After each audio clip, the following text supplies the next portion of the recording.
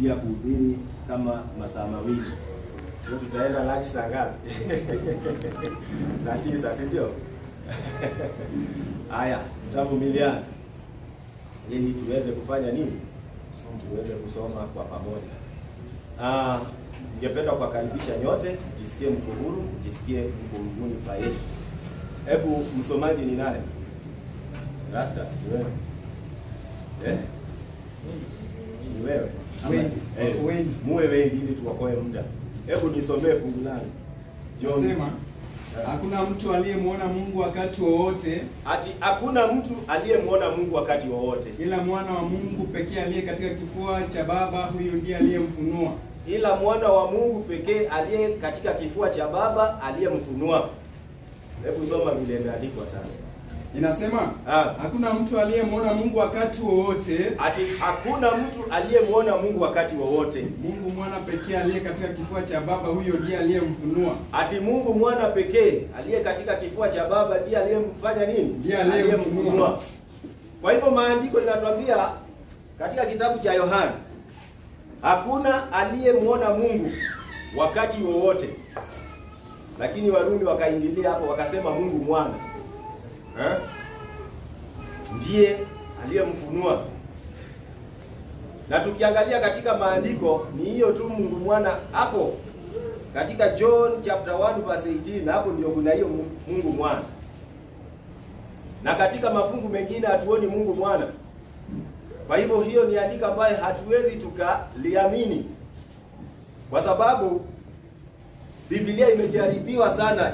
Warumi wamejaribu kuweka mambo ya Trinity ndani ya Biblia, lakini hawajafaulu kikamilifu.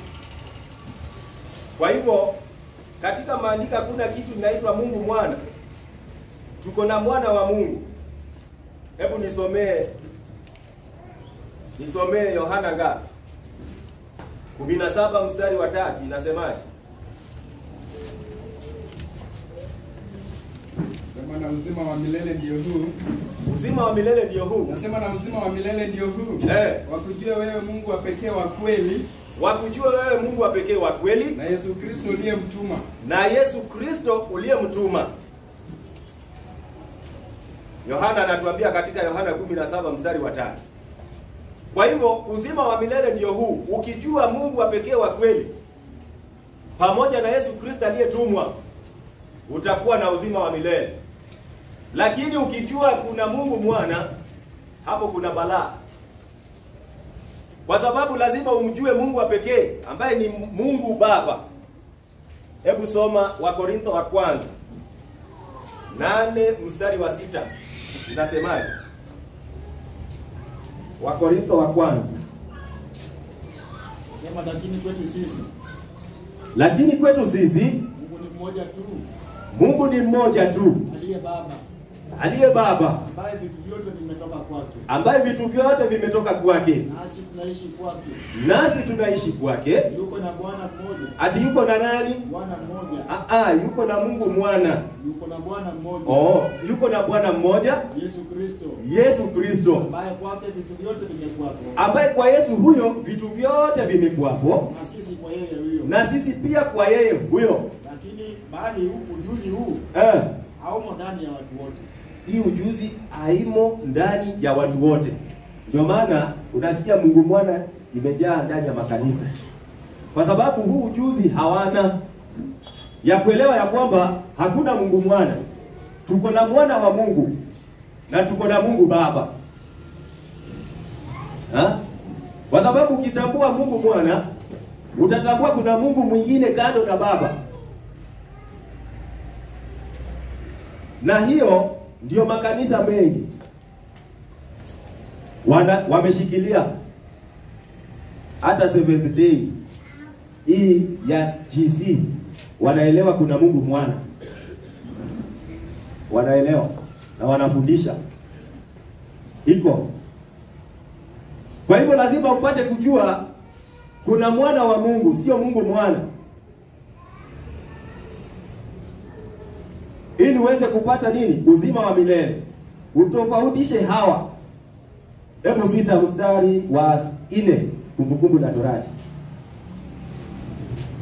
Tuangalie, mitume washatuambia kwamba kwetu sisi tunaye Mungu mmoja tu aliye Baba, ambaye vitu vyote vinatoka kwake, na yuko na Bwana mmoja Yesu Kristo. Haya, soma hiyo. Israeli. Manabii wanasema ya kwamba Musa anafundisha wana wa Israeli akisema ya kwamba sikiza Israeli, Bwana Mungu wetu. Ati Bwana Mungu wetu, Bwana ndiye mmoja. Bwana ndiye Baba, Mwana na Roho. Bwana ndiye mmoja. Baba ndiye mmoja. Nawe mpende Bwana Mungu wako kwa moyo wako wote. Nawe mpende Bwana Mungu wako kwa moyo wako wote, na kwa roho yako yote, na kwa roho yako yote, na kwa nguvu zako zote, na kwa nguvu zako zote. Wachia hapo. Kwa hivyo mitume nao manabii wanatambua ya kwamba kunaye Mungu mmoja. Musa anapofundisha wana wa Israeli wapate kujua Mungu ni mmoja aliye Baba.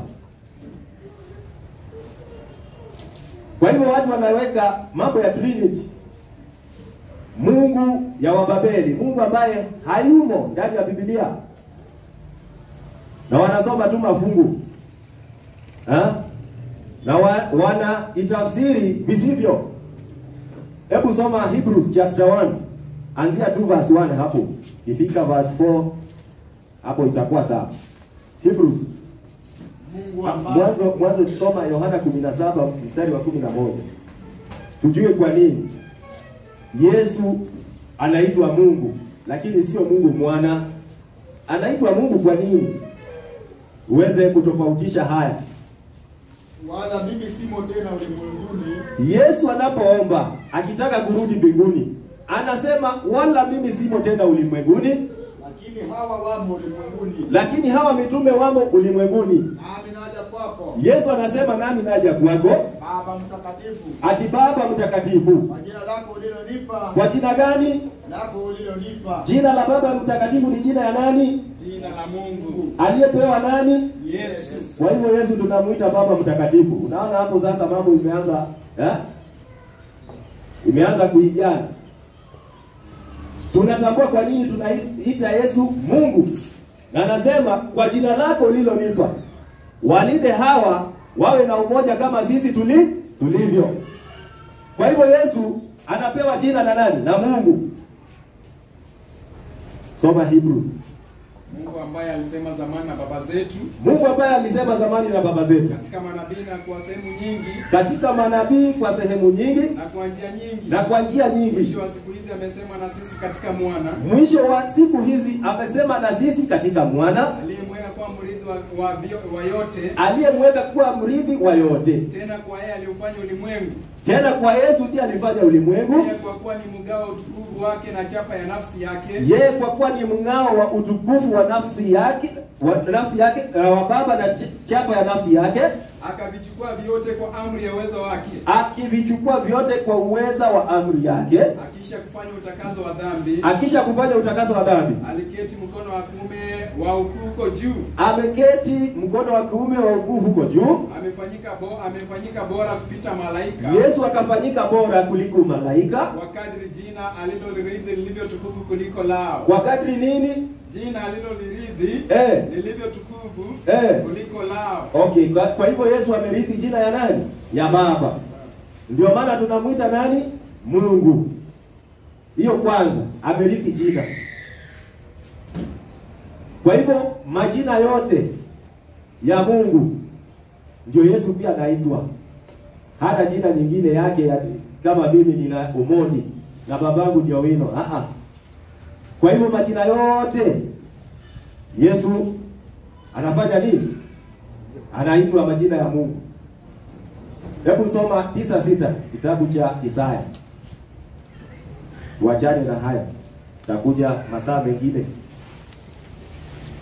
Sema 9:6, maana kwa ajili yetu mtoto amezaliwa. Isaya anapotabiri miaka nyingi kabla Yesu hajazaliwa, anasema sisi tumepewa tumepewa mtoto mwanaume. Tumepewa mtoto mwanamume. Na uweza wa kifalme utakuwa begani mwake. Na uweza wa kifalme utakuwa mabegani mwake. Haya ataitwa jina lake. Aya, ataitwa nani? Mshauri wa ajabu. Ataitwa mshauri wa ajabu, Mungu mwenye nguvu. Mungu mwenye nguvu, Baba wa milele. Baba wa milele, Mfalme wa amani. mfalme wa amani. Unaona hayo majina sasa? Si ni ya Mungu. Na Yesu amepewa.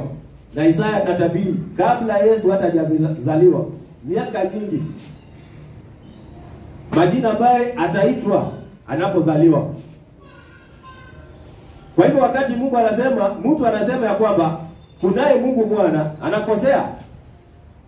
Tuko na mwana wa Mungu ambaye amerithi kila kitu kutoka kwa nani?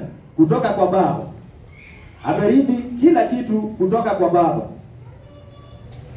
Aya, soma John 10:29. Muwe wepesi sana. Inasema Yohana 10:29. 29. Inasema baba yangu aliyenipa hao ni mkuu kuliko wote. Ati baba yangu aliyenipa hao ni mkuu kuliko wote. Wala hakuna mtu awezaye kuwapokonya katika mkono wa baba yangu. Mimi na baba tu moja. Watia hapo. Kwa hivyo Yesu anatambua ya kwamba baba ni mkuu kuliko yeye. Lakini kama tumekuwa na Mungu mwana ambaye yeye pia ni Mungu kivyake, hangetambua ya kwamba baba ni mkuu kumliko, wangetoshana. Na hapo kumekuwa na vita. Ukiwa na fahali wawili katika zizi moja, hapo haiwezi kalika. Lazima vita itokee. Kwa sababu kila mtu ana nguvu. Nani atakubali kurudi chini? Aitwe mwana. Na nani atakubalia mwenzake wewe itwe baba? Si kila mtu anataka cheo. 14:28 Yohana. Msikia kwamba mimi naliwaambia naenda zangu. Yesu anawaambia wanafunzi wake, "Mlisikia ya kwamba mimi naliwaambia naenda zangu. Tena naja kwenu. Kama mngalinipenda, mngelifurahi kwa sababu naenda kwa Baba. Mngelifurahi kwa sababu naenda kwa nani? Kwa Baba. Maana Baba ni mkuu kuliko mimi. Maana Baba ni mkuu kuliko mimi. Yesu amesema Baba ni mkuu kuliko yeye. Kwa hivyo anaenda wapi? Kwa Baba. Aya, soma 20:17 Yohana. Sema. Yesu akamwambia usinishike. Kwa maana sijafaa kwenda kwa Baba. Kwa maana sijafaa kwenda kwa Baba. Lakini nenda kwa ndugu zangu ukawaambie.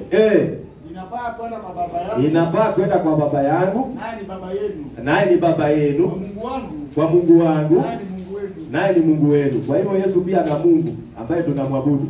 Ni Mungu wake na ni Mungu wetu. Ametambua hayo. Kwa hivyo wakati mtu anasema kuna Mungu mwana, yeye ametoka katika andiko gani? Hiyo ni fundisho ya kibabeli ambayo hayana msingi ndani ya Biblia.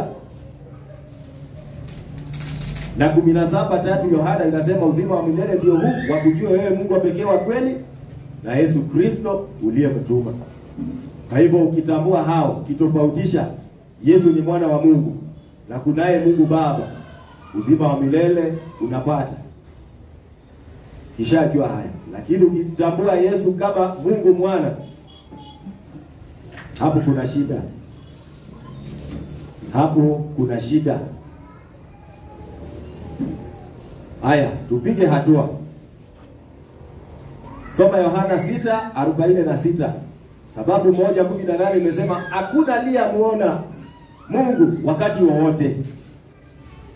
Na kwa nini unaniita Bwana? Lakini hamtendi nisemayo. Kwa nini mnaniita Bwana Bwana? Wala hamyatendi niniyasemayo? Ila mtu ajaye kwangu na kuyasikia maneno yangu na kuyatenda, nitamuonesha mfano wake. Mfano wake ni mtu ajengaye nyumba na kuichimba chini sana. 6:46.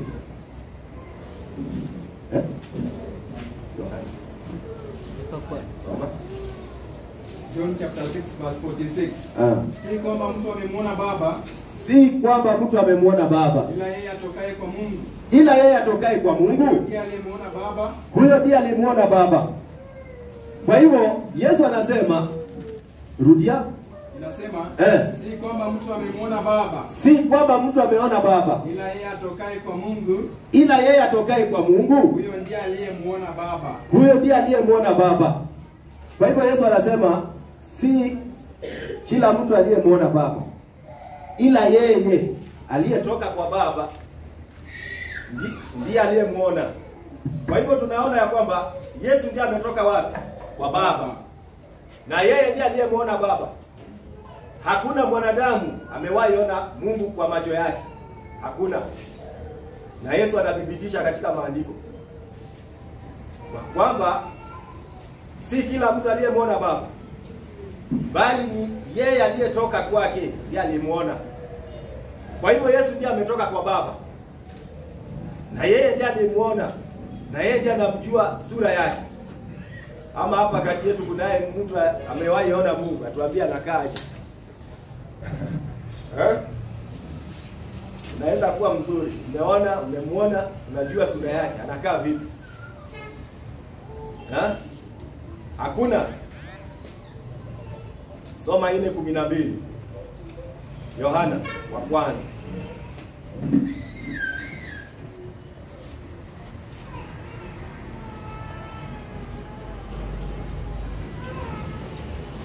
Yohana wa kwanza. Mtu aliyemuona Mungu wakati wowote.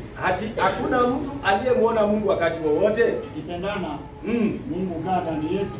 Tukipendana Mungu kaa ndani yetu. Na pendo lake limekamilika ndani yetu. Na pendo lake limekamilika ndani yetu. Kwa hivyo hakuna mtu aliyemuona Mungu. Tukipendana na pendo lake linakaa ndani yetu. Hakuna mtu aliyemuona. Hakuna mwanadamu amewahi kutana na Mungu akamuona macho kwa macho. Unakumbuka wana wa Israeli walipomlilia Musa, wakamwambia tunataka kumuona Mungu. Mungu akamwambia Musa, waambie basi wajitakase kwa siku 3 ili waje tukutane pamoja na wao. Walipofanya hivyo, walipokaribia mlima, sauti yenye walisikia hata hakuna mwanadamu angeweza kusimama hapo. Wote walitoroka.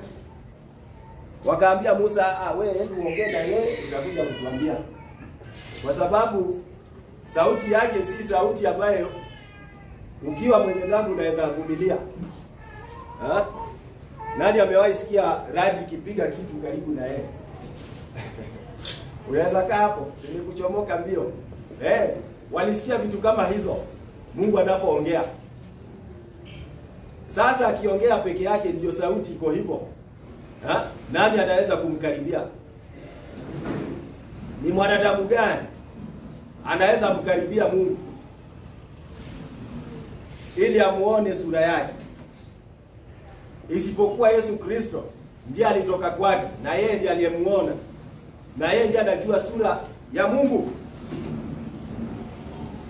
Acha tuendelee. Soma Mathayo 11:27.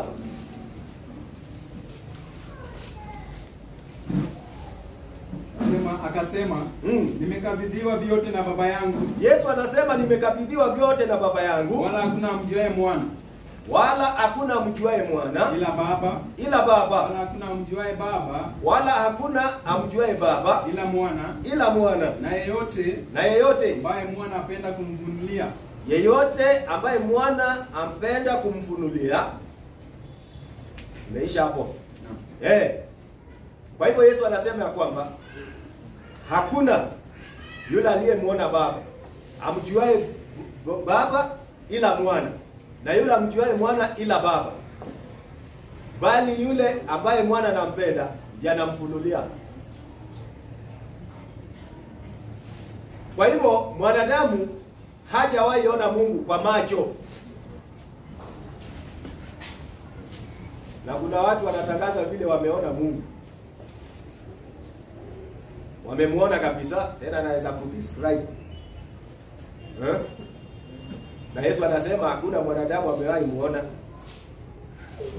Ni Yesu peke yake ndiye amemuona na ndiye anamjua.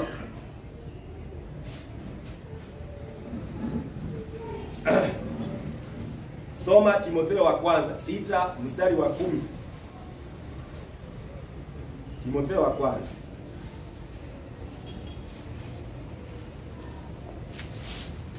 6:16. ambaye yeye peke yake hapatikani na mauti, Ati Mungu ambaye yeye peke yake hapatikani na mauti amekaa katika nuru isiyoweza kukaribiwa, amekaa katika nuru isiyoweza kukaribiwa, wala hakuna awezaye kumuona. wala hakuna awezaye kumwona. Heshima na uweza una yeye hata milele na milele. Amina. Heshima na uweza una yeye hata milele na milele. Amina. Kwa hivyo Mungu anakaa katika nuru ambayo haiwezi kukaribika. Mwanadamu hawezi akakaribia nuru ambaye Mungu amekalia. Ni mwana peke yake ndiye anaweza kuistahimili ile nuru mahali Mungu amekaa. Na ni Mungu ambaye hapatikani na mauti. Sasa wale wanaotangaza Mungu mwana, hebu muulize, Mungu naye hapatikani na mauti, ni huyu Mungu yupi aliyekufa msalabani? Tunaona hapo kuna kuchanganyikiwa, sababu Mungu hafi, hawezi akakufa. Ulimwengu wote hii ameshikilia na mkono wake. Sasa yani tuseme amekufa saa hii, utajua mali huko kweli? Huwezi. In case Mungu akufe saa hii, hata si wanadamu hatuko, hata dunia itakuwa sielewi, yani huwezi eleza vile bingu na nchi zitakuwa Mungu akifa. Huwezi ukaeleza.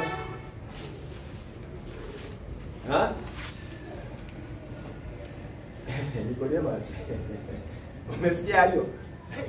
Tuseme tu amekufa saa hii, ati Mungu amekufa, mwanadamu hayuko, yani dunia haiko, kila kitu haitakuwa, ndio amekufa. Yani yeye ndio ameumba kila kitu, yeye ndio chanzo cha kila kitu. Soma Luke chapter 1 verse 11.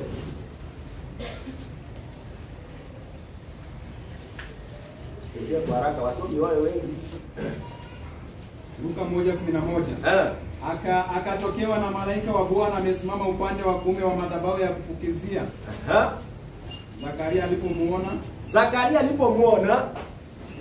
endelea. Zakaria alipomuona alifadhaika. Zakaria alifadhaika.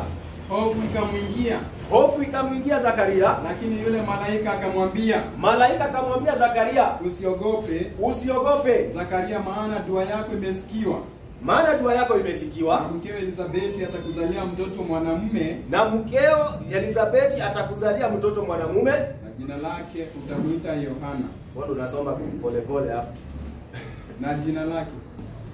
Soma kwa nguvu. Na jina lake utamuita Yohana. Kwa hivyo malaika alimtokea nani? Zakaria, kumfahamisha maneno ya kwamba atakuja, mke wake atakuja kumzalia mtoto wa kiume. Haya, soma Waamuzi. Soma hapo 13. Bible inasema. Lakini yule malaika akamwambia. Usiogope Zakaria, maana dua yako imesikiwa. Na mkewe Elizabeti atakuzalia mtoto mwanamume. Soma 19. Inasema malaika akamjibu akamwambia, mimi ni Gabrieli. Nisimamaye mbele za Mungu. Nami nimetumwa niseme nawe. Na kukupasha habari hizi njema. Kwa hivyo Mungu anatumana malaika kwa Zakaria ili aweze kumpasha habari njema. Na unaona Zakaria anafadhaika, anashangaa. Anadhani amemwona nani? Mungu. Lakini malaika anamwambia, "Bwana, usifadhaike. Mimi ni Gabrieli ninayesimama mbele za Mungu. Nimetumwa ili nikupashe hizi habari njema." Kwa hivyo wakati unasema ya kwamba umemwona Mungu, hujaona Mungu Baba. Ni malaika ndiye ametumwa kwako ili aweze kukufahamisha mambo ambayo Mungu anataka upate kuyajua. Soma Waamuzi 6:22 na 23. Inasema Gideoni akaona ya kuwa ni malaika wa Bwana. Ni malaika wa Bwana. Gideoni akasema, ole wangu. Ole wangu. Bwana Mungu. Bwana Mungu. Kwa kuwa nimemwona Bwana uso kwa uso. Kwa kuwa nimemwona Bwana uso kwa uso. Bwana akamwambia, amani iwe pamoja nawe. Amani iwe pamoja nawe. Usiogope. Hautakufa. Gideoni alijua ya kwamba wakati utakapomwona Mungu kwa macho unakufa.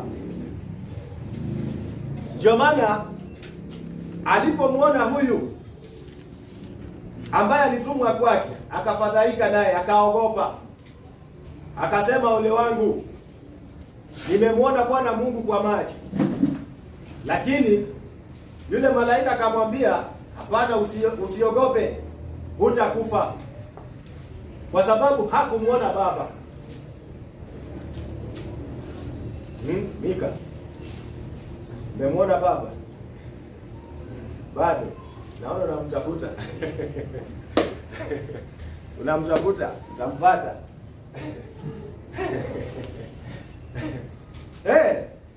Gideoni alifadhaika, akaogopa, akajua basi nimemwona Mungu Baba.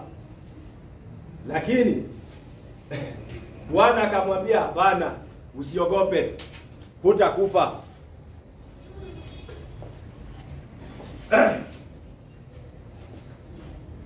Soma Mwanzo 31 mstari wa 30.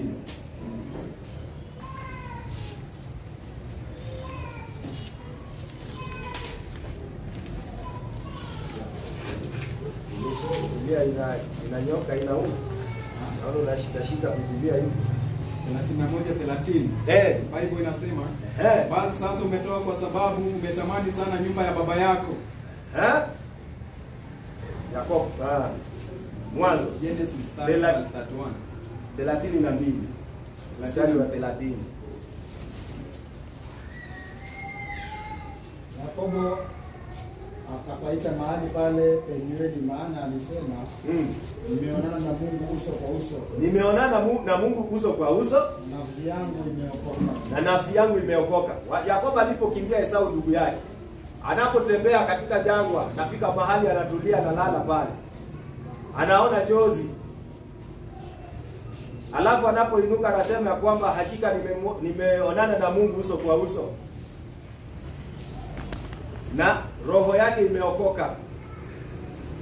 Kwa hivyo hayo maandiko mtu anaweza sema ya kwamba ni Mungu Baba alikuwa anaonana na yeye. Kwa sababu tunaangalia channel ya Mungu kukutana na wanadamu ama kuwasiliana na wanadamu. Ukisoma Ufunuo 1:1, Mungu ameweka vizuri pale jinsi Mungu anafanya kazi. Fika kwa haraka uweze kusoma. Unasema ufunuo wa Yesu Kristo. Ufunuo wa Yesu Kristo aliyepewa na Mungu. Aliyepewa na Mungu. Aonyeshe watumwa wake mambo ambayo kwamba hayana budi kuwako upesi. Endelea. Naye akatuma kwa mkono wa malaika. Mungu anatuma kwa mkono wa malaika. Akamuonyesha mtumwa wake Yohana. Akamwonyesha mtumwa wake Yohana aliyelishuhudia neno la Mungu na ushuhuda wa Yesu. Na ushuhuda wa Yesu. Na ushuhuda wa Yesu, yani mambo yote aliyoyaona. Mambo yote aliyoyaona. Kwa hivyo Mungu ana communicate, Yesu anapokea kutoka kwa Baba. Yesu anapochukua kutoka kwa Baba, anapeana kwa malaika. Na malaika anakuja kutufahamisha sisi wanadamu. Sio Mungu anakuja direct. Kwa sababu Mungu akija hapa katika hii dunia ambayo imejaa dhambi, hii dunia haiwezi kuwa tena. Kwa sababu Mungu wetu ni moto ulao. Na mahali pana moto, hapo kutakuwa na kitu kweli? Haiwezi kuwa na kitu. Ndio maana Mungu hawezi akakanyaga dunia. Akikanyaga hapa, sisi sote tumeenda. Tumeisha. Kwa sababu yeye ni moto ulao. Ndio maana ana communicate na watu kupitia mwana. Mwana anapitia malaika. Malaika anatuletea sisi. Ndio maana unaona hata Gideoni, malaika ndiye anaenda kumfahamisha maneno. Haya, Zakaria naye pia ni malaika anatumwa pale ili aweze kumwambia ya kwamba mkewe Elizabeth atakuja kuzaa mtoto wa kiume. Soma Kutoka 33 mstari ikiwa ni wa 20.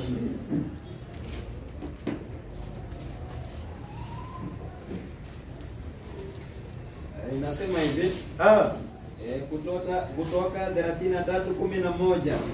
Naye Bwana akasema na Musa uso kwa uso. Kama vile mtu asemavyo na rafiki yake.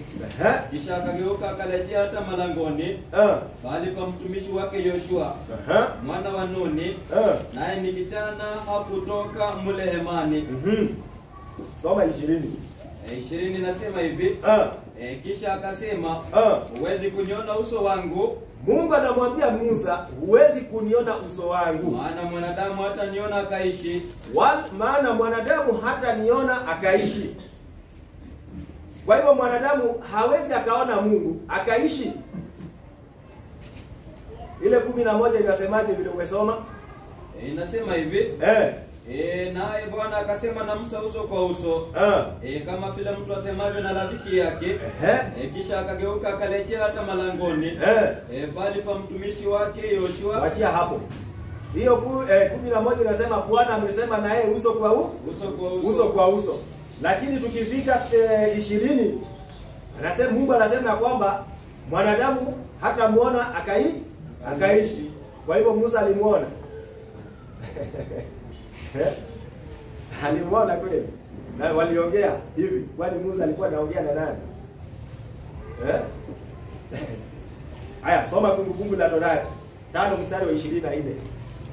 Inasema tuangalie nani alikuwa anashughulika na wana wa Israeli pamoja na Musa wakiwa jangwani. Kwa kuwa Bwana Mungu wenu ni moto ulao. Ni moto ulao. Mungu mwenye wivu. Mungu mwenye wivu. Kwa hivyo Mungu Bwana ni moto ulao. Mungu mwenye wivu. Mungu ana wivu akiona mwanadamu ambaye aliumba kwa mkono yake. Akampulizia pumzi ya uhai puani. Akigeukia miungu naenda kuabudu. Hapo ndio wivu wa Mungu inaanzia hapo. Unamwacha Mungu aliyemuumba. Unaenda kwa mwingine ambaye hawezi hata kaumba. Yeye pia ameumbwa na Mungu.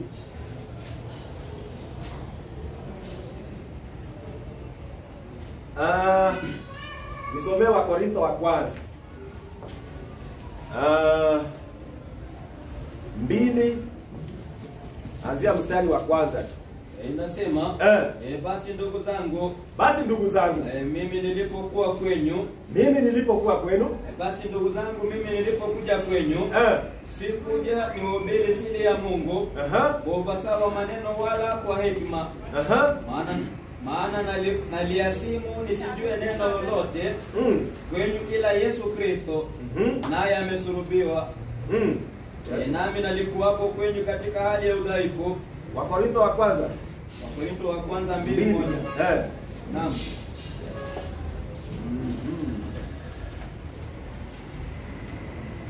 Ngoja kidogo. Mungu wa dunia hii. Bana, sio hiyo. Acha nifike kwa haraka. Ni 10 mstari wa kwanza. Inasema kwa maana ndugu zangu nisipendi mkose kufahamu msikose kufahamu ya kuwa baba zetu walikuwa wote chini ya wingu. Baba zetu walikuwa wote chini ya wingu. Wote wakapita kati ya bahari. Wote wakabatizwa wawe na Musa katika wingu. Wote wakabatizwa wawe wa Musa katika wingu na katika bahari. Wote wakala chakula kile cha roho. Wote wakala kile chakula cha roho. Wote wakanywa kinywaji kile cha roho. Wote wakanywa maji kile cha roho. Kwa maana waliunywea mwamba wa roho uliowafuata. Na mwamba ule ulikuwa ni Kristo. Mwamba ule ulikuwa ni nani? Ulikuwa ni Kristo. Kwa hivyo safari ya wana wa Israeli kutoka Misri jangwani mpaka waende Kanani ni nani alikuwa anawafuata pale? Ni Yesu Kristo, sio Mungu Baba. Yesu ndiye aliongoza hiyo safari kutoka Misri mpaka waingie Kanaani. Jangwa yote ni Yesu alikuwa anawaongoza, sio Mungu Baba. Ni mwana wa Mungu ndiye alikuwa anatembea na wao, kwa sababu wanapopita baharini walibatizwa kwanza chini ya wingu, na wakala chakula cha roho, na wakanywea mwamba wa roho, na mwamba ule ulikuwa ni Yesu ambaye walikuwa wanatembea pamoja na wao pale jangwani katika safari yao yote. Soma 3:2 kitabu cha Kutoka. Kutoka 3:2 inasema hivi. 3:2 Kutoka. Ndio.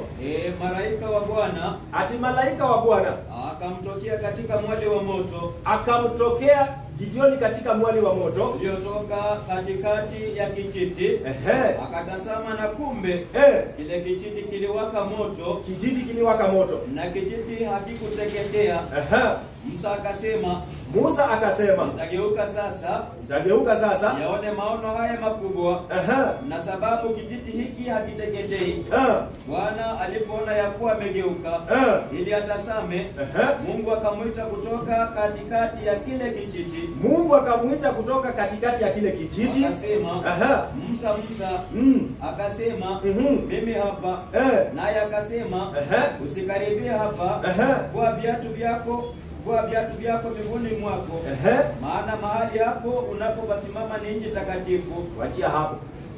Musa anapokuwa anachunga kondoo pale, anaona kijiti kinawaka moto na akasikia sauti. Maandiko inasema ya kwamba Mungu akanena na yeye pale. Na tunaposoma tunaona ya kwamba ni Yesu Kristo aliyekuwa anawaongoza katika safari yao kutoka Misri mpaka waende Kanaani. Ndio maana tulisoma ya kwamba Yohana 17 mstari wa 11 ya kwamba Yesu anasema, kwa jina lako ulilonipa walinde hawa wawe na umoja kama sisi tulivyo. Na tunaona Ibrania 1, I think ni mstari wa 4 ama 5 hapo, inasema ya kwamba kwa kadri ya jina Yesu alilorithi ni tukufu kuliko la malaika. Ndio maana unaona Biblia inasema Mungu akaongea na nani? Na Musa. Kile alikuwa ni Yesu Kristo. Alikuwa anaongea pamoja na Musa akimwelekeza jinsi ataenda kuwaokoa wana wa Israeli kutoka katika nchi ya Misri, na akawaongoza kutoka Misri mpaka jangwa yote wakielekea Kanaani. Soma 23:20. Tazama, Kutoka. Nasema hivi. Tazama, mimi namtuma malaika aende mbele yako. Mimi natuma malaika ili aende mbele zako, ili akulinde njiani na kukupeleka mpaka mahali pale nilipokutengenezea. Jitunzeni mbele yake. Jitunzeni mbele yake. Msikize sauti yake. Musikie sauti yake. Wala msimtie kisirani. Wala msimtie kisirani. Maana hata wasamee makosa yenu. Hata wasamee makosa yenu. Kwa kuwa jina langu limo ndani yake. Kwa kuwa jina langu limo ndani yake. Kwa hivyo Musa anapoambiwa na Mungu ya kwamba hatapewa malaika akae mbele yao, aende pamoja na wao, na anaambiwa ya kwamba wajitunze nafsi zao mbele yake, wasimtie kisirani, kwa sababu hata wasamehe makosa yao. Kwa sababu gani? Jina la Mungu limo ndani yake. Ni nani jina la Mungu limo ndani yake? Si ni Yesu Kristo. Tumeona ya kwamba katika 9:6 Isaya majina ya Mungu amepewa, na hilo jina limo ndani ya Yesu. Ndiyo Yesu anaitwa majina hayo yote ya Mungu. Kwa hivyo Musa anaambiwa ya kwamba wana wa Israeli wajitunze mbele zake, wasiweze kumtia kisirani, kwa sababu hawezi akawasamehe makosa yao. Nani ana uwezo wa kusamehe makosa? Si ni Yesu Kristo. Ndiye alitembea na wao. Na yeye ndiye anaweza samehe makosa.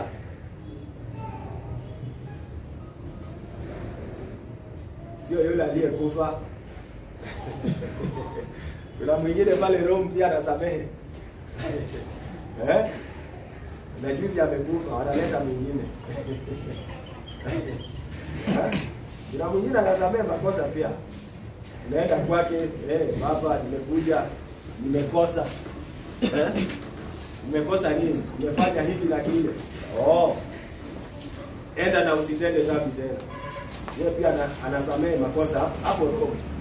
Na sivina wakati yeye amekosea anasamehewa na nani? Ama yeye afanye dhambi? Na ni mwanadamu. Na ni mwanadamu.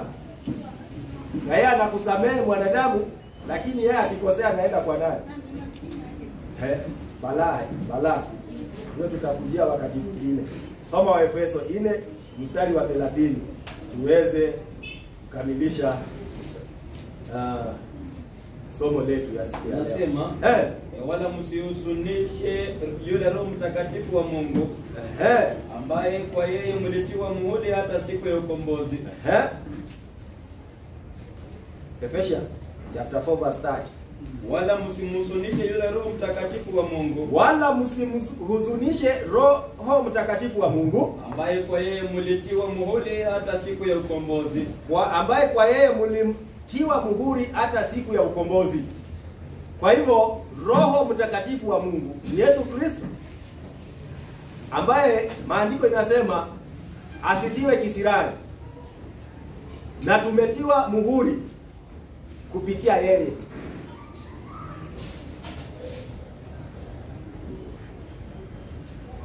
Hebu soma Danieli 7:9. Inasema Danieli 7:9. Tuone Danieli aliona nini. Inasema hivi. Daniel chapter 7 verse 9. Verse 9. Inasemaje? Nikatazama hata viti vya enzi vikawekwa. Danieli alipokuwa katika jozi, hakutazama akiwa macho hivi. Alikuwa katika jozi, anaonyeshwa ya kwamba viti vya enzi vikawekwa. Viti vya enzi vikawekwa. Mmoja aliye mzee wa siku ameketi. Ati mmoja aliye mzee wa siku ameketi. Mavazi yake yalikuwa meupe kama theluji. Mavazi yake yalikuwa meupe kama theluji. Na nywele za kichwa chake kama sufu safi. Na nywele za kichwa chake kama sufu safi. Kiti chake cha enzi kilikuwa miali ya moto. Kiti chake cha enzi kilikuwa miali ya moto. Na gurudumu zake moto wakao. Na gurudumu zake moto wakao. Mto kama moto ukatoka ukapita mbele zake. Mto kama moto ukatoka ukapita mbele zake. Maelfu wakamtumikia. Maelfu wakamtumikia. Na elfu kumi mara elfu kumi. Na elfu kumi mara elfu kumi. Wakasimama mbele zake. Wakasimama mbele zake. Hukumu ikawekwa na vitabu vikafunguliwa. Ikawekwa na vitabu vikafunguliwa. Nikatazama wakati huo. Kwa sababu ya sauti ya yale maneno makubwa iliyoyasema ile pembe. Wachia hapo. Kwa hivyo Danieli anaona katika njozi. Akaona mzee wa siku ameketi. Na umesikia kiti ambacho ameketi vile ilivyo. Macho yake ni kama miali ya moto. Kiti chake magurudumu ni moto uwakaa. Mwanadamu yupi ambaye anaweza fika pale? Hata mshumaa peke yake ikikuchoma unasikia uchungu. Mshumaa ikikuchoma kidole usikie ni uchungu. Lakini moto hii ambayo inatoka katika gurudumu cha kiti cha Mungu, ni mwanadamu yupi ambaye anaweza stahimili ama ambaye anaweza ikaribia? Si hakuna, isipokuwa ni mwana peke yake ndiye ana uwezo. Soma 13. Inasema hivi.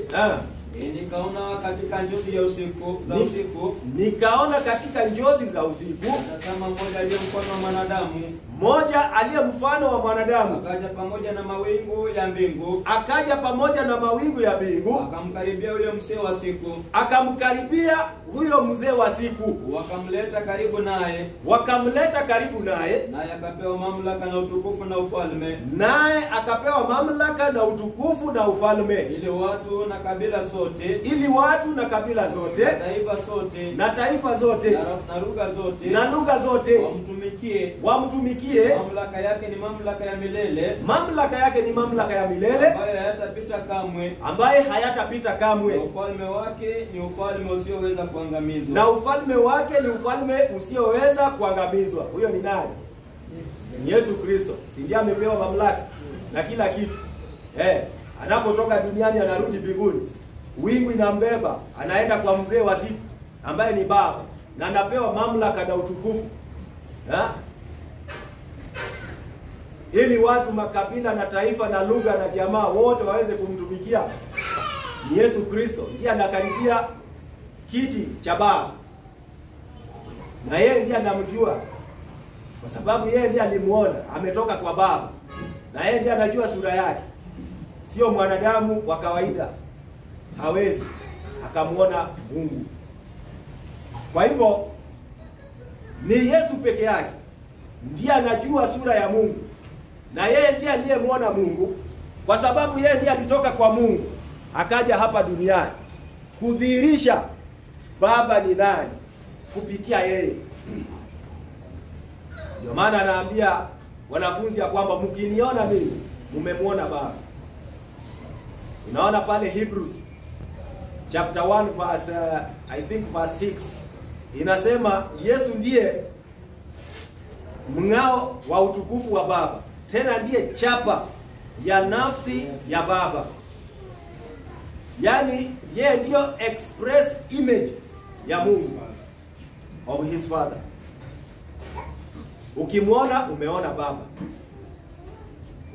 Yeye amechukua sura ya Baba, lakini utakutana na Baba umuone wewe uso kwa uso. Ukimwona Mungu unaridhika, umemwona Baba, kwa kuwa yeye ndiye ametoka huko. Na Yesu sio Mungu mwingine, ni mwana wa Mungu. Ijapokuwa ako na asili ya kiungu, amezaliwa katika na asili ya kiungu, na akapewa jina na mamlaka na kila kitu amepewa na Baba. Ndio maana tunamuita Mungu na pia tunamuita Baba, kwa sababu ameturithi hata sisi watoto wa Mungu.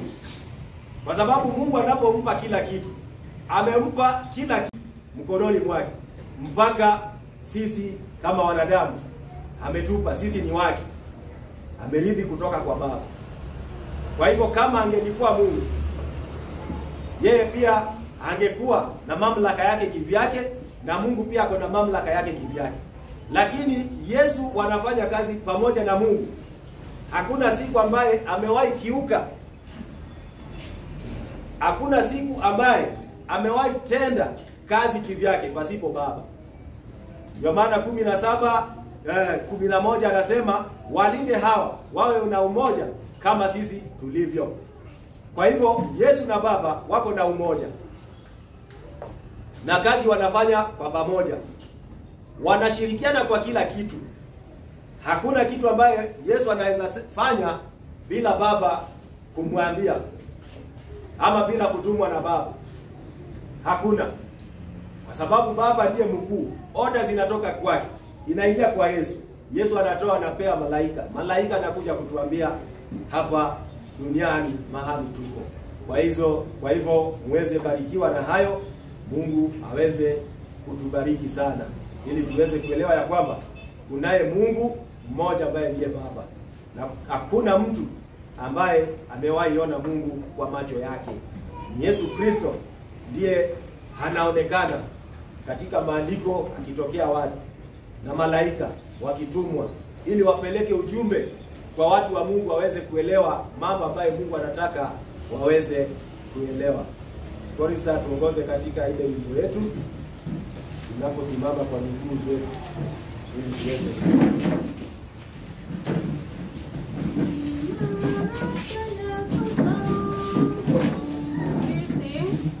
Jina lake Yesu tamu, limehifadhi moyoni.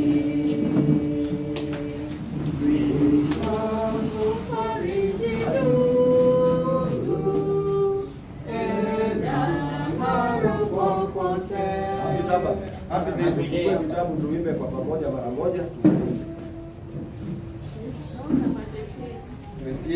Song number 28. Jina lake Yesu tamu, limehifadhi moyoni. Litatufariji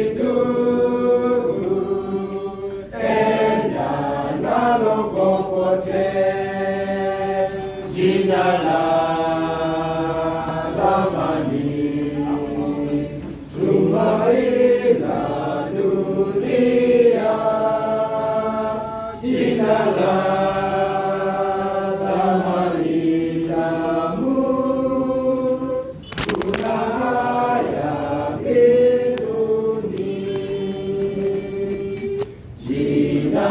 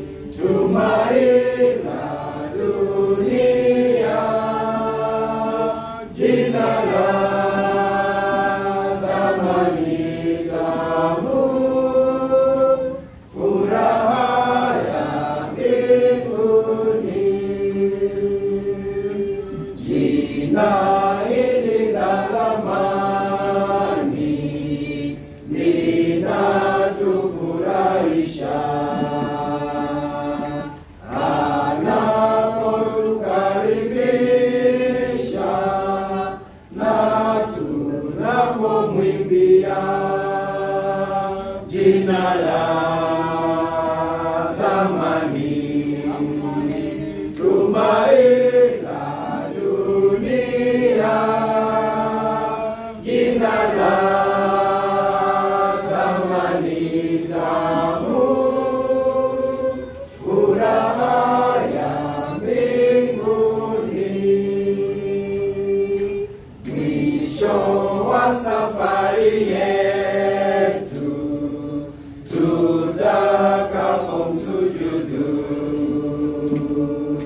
jina hili tutasifu, furaha ya mbinguni, jina la thamani, tumaini la dunia, jina la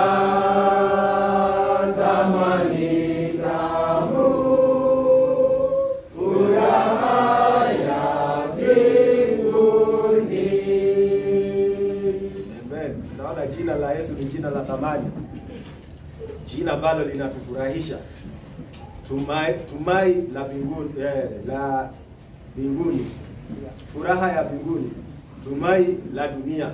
Kwa hivyo ndilo jina ambalo tunalitumainia sana, jina ambalo lina nguvu, jina ambalo lina uwezo. Ndio maana tunaona katika Isaya 9:6 jina ambalo Yesu anapewa ni jina ambalo lenye thamani sana, ambalo tumeona katika Hebrews chapter 1 tukifika verse 4, 5 na 6, jina lililo tukufu kuliko la malaika. Kwa hivyo tuweze kupiga magoti, tuweze kupata ombi.